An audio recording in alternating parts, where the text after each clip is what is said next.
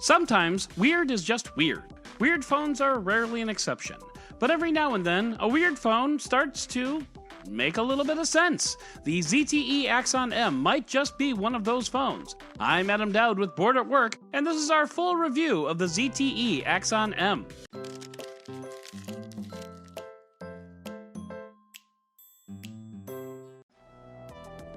So, the ZTE Axon M is a weird phone.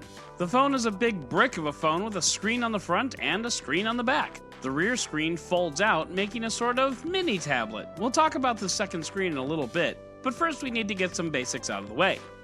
The ZTE Axon M is a sharp block of a phone that is not very comfortable to hold. It's probably the thickest, heaviest phone that you can buy at this price point, but that's entirely forgivable considering what the Axon M is trying to do.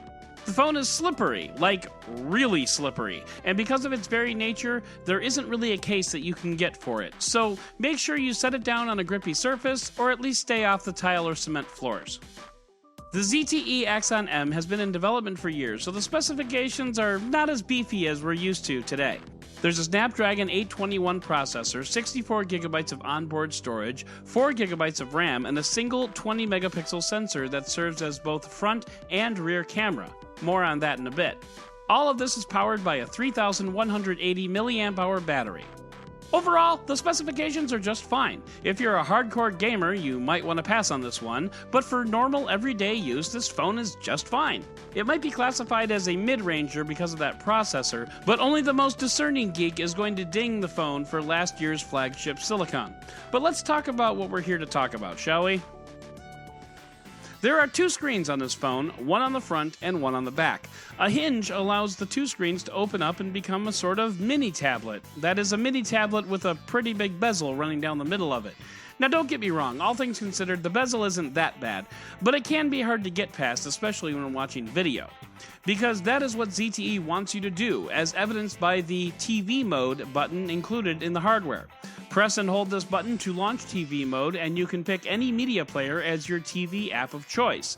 That alone signals that ZTE had media consumption in mind when it comes to this device. Some apps, like YouTube, work very nicely with the second screen. Putting the phone in landscape mode puts the video on top with the normal YouTube menu down below. Other apps like Netflix, well, let's just say they don't take advantage of the extended mode.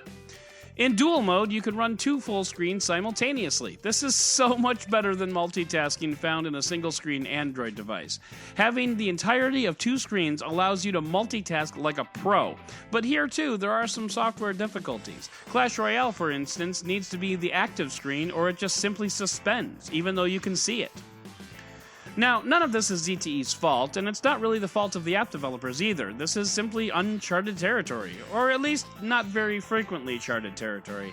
This is, for all intents and purposes, a completely different paradigm than the Android world is used to.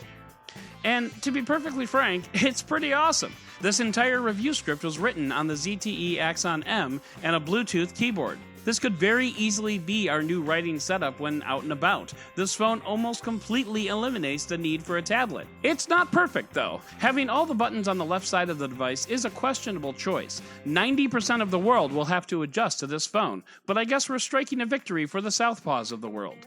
It would be next level to allow the user to choose which screen is the primary screen. That would almost completely alleviate this problem. Also, the flashlight is migraine-inducing. The flash of the camera is located on the front of the phone, as we mentioned before. When you want to turn on the camera, you're prompted to turn the phone around. But when you want to turn on the flashlight, there's no prompt. Just the instant searing fire of the gods boring into your eye sockets. It's not our favorite. And what about that battery life, huh? Well, it's perfectly acceptable. We were nervous at first about using the second screen and sucking down the extra juice because of it, but it's not a problem. On a typical day, we had roughly 20 to 30% left in the tank. That was, quite frankly, surprising. Even with liberal use of the second screen for video watching or mirror mode, we had to try to wear this battery down. Now, Android doesn't specify which screens account for screen on time, so it's hard to make a call, but we suspect it's both screens. Either way, we averaged over 3 hours, pushing 4 hours, with some battery left over. This is a delightful surprise. However, the camera is, well, it's less than ideal. Color reproduction is pretty accurate, but that's where the fun stops. Focus and sharpness, especially on macro shots, are frankly awful. A good shot is possible in good lighting when your subject is not a living thing, but that's pretty much the extent of it. The video camera also supports a 1/8 speed super slow motion, making back handsprings really fun to watch. Overall, this is a good phone with a neat trick up its sleeve. It's great to see an OEMs trying something different from the rest of the pack, but what's really refreshing is seeing it done very well. The camera is disappointing. And from a dual screen implementation standpoint, there are flaws, make no mistake. But for a 1.0 product out of the gate, these flaws are easy to correct, assuming there's a 2.0 product, and we sincerely hope that there will be.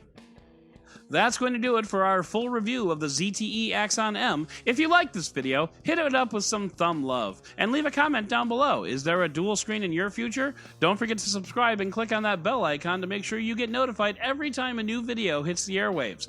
Once again, I'm Adam Dowd, Dead Technology on Twitter, reminding you to always enjoy your dual-screened entertainment.